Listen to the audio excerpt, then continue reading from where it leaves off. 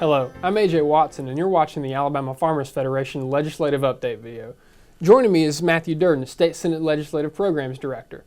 Matthew, now that we're across the halfway point with the legislative session, what are some of our victories?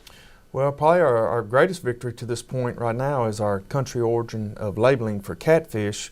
We passed it this past week. We've worked on that piece of legislation for several years.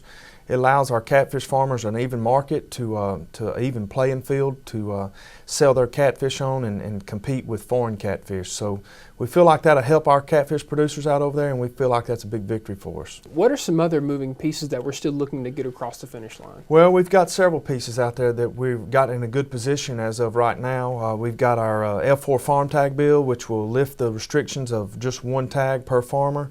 We've reached some compromises in the Senate on that. We're going to probably end up capping that bill at 4 tags, so it will be in the General Fund Committee in the Senate this week. We feel like that it'll come out of there and possibly put on the special order calendar in the Senate next week. So we feel good about that. We got our Queen Honeybee bill, which makes it our state agriculture insect. It's in the Ag Committee this week in the Senate. We feel like we'll get a favorable vote on it and possibly see it on the special order calendar next week as well.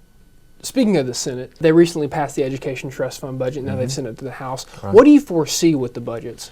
Well, there's a lot of speculation on budgets. We don't really know. The general fund will start in the House this week. They're already hearing some hearings, public hearings on that, on possible revenue pieces and stuff. But I think for the most part, they'll probably pass the education budget, get it done, and probably adjourn without passing the general fund if what we're hearing holds true.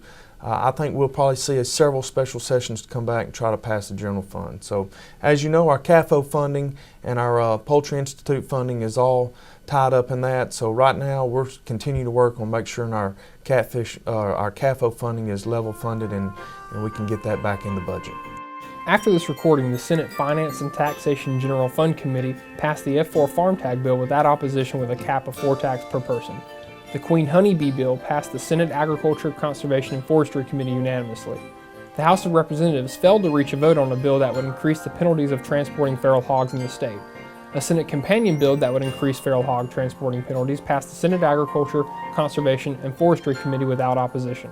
You can visit us at www.alphafarmers.org, or you can find us on Facebook and Twitter.